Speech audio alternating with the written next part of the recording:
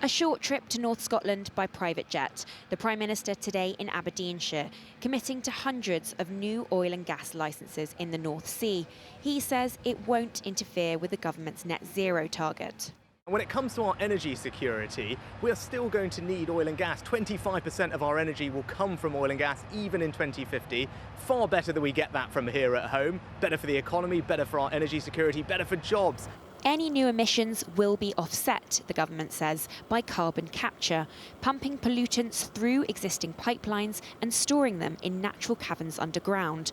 But some scientists warn that this emerging technology hasn't been proven at scale. We do not know with confidence that those investments will actually realize the reductions in atmospheric carbon that they promise. Oil and gas are sold on international markets. And so we face the same global price, whether that oil and gas is extracted here in the UK or from the Middle East or Venezuela or anywhere else in the world. We do not get a discount just because it comes locally. Labour oppose the new measures, but say if they win the next election, they won't revoke any licences. We're not the government. If the government planning decisions do go ahead before the next general election, we will have to honour them. But our aim will be to call a halt from there on. Rishi Sunak is pushing ahead as though climate crisis isn't happening. It's clear, it's present danger. Of course, the climate emergency is global. Just this week, the UN described scenes like this as the new norm. Extreme flooding in Beijing has forced thousands of people to flee their homes, concerning environmentalists, even some on the Conservative backbenches.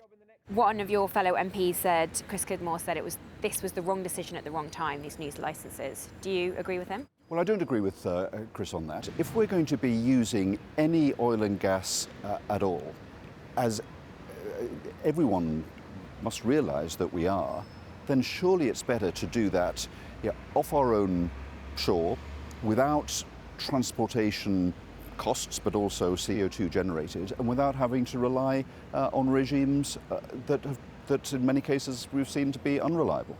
So you guys feel pretty good about the future? With uncertain changes to the climate ahead, the message from Rishi Sunak is clear. Drilling for oil and gas is here to stay. Well, Serena is in Westminster for us. Serena, this isn't the only environmental issue that Rishi Sunak has spoken about in the last few days. So why so many in such a short space of time, do you think? So the timing of this does seem to suggest that politics is playing a fairly large part in this. Last week, the Uxbridge by-election, the Conservatives must have acknowledged that arguing against an expensive air pollution policy helped them win a seat they didn't think they could win. And similarly, this weekend, Rishi Sunak has launched a review into LTNs, low traffic neighbourhoods, with a similar objective.